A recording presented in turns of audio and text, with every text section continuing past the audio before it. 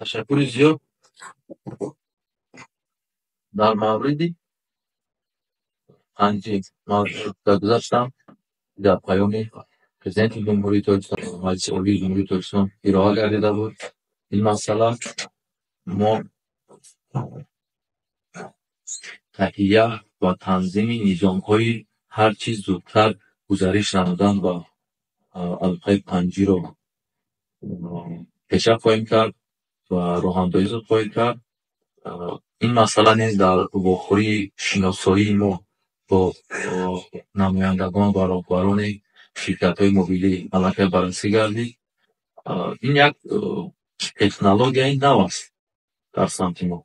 یعنی این کمتر مغلق‌ها می‌خواهد، چون که علاقه پنجی در حالت تستی در حدود جمهوری فعالیت می‌کند از جانب شرکت زد موبایل، از جانب شرکت مگافون و از جانب شرکت ایندیگو تاجیکستان یعنی کسری. از این حال در حالت سنجشی قرار دارند.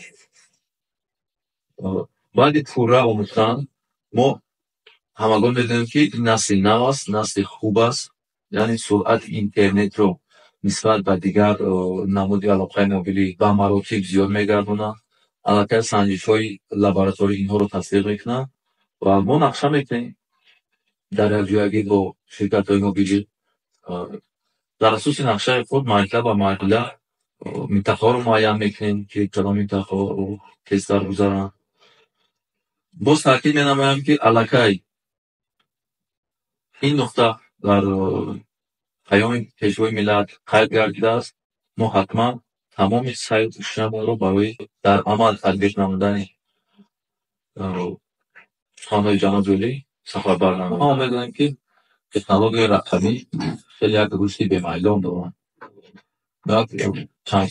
چند سال پیش درباره 3G میگفتیم، امروز 4G و 4G پلوس علاقه در ما تطبیق شده است.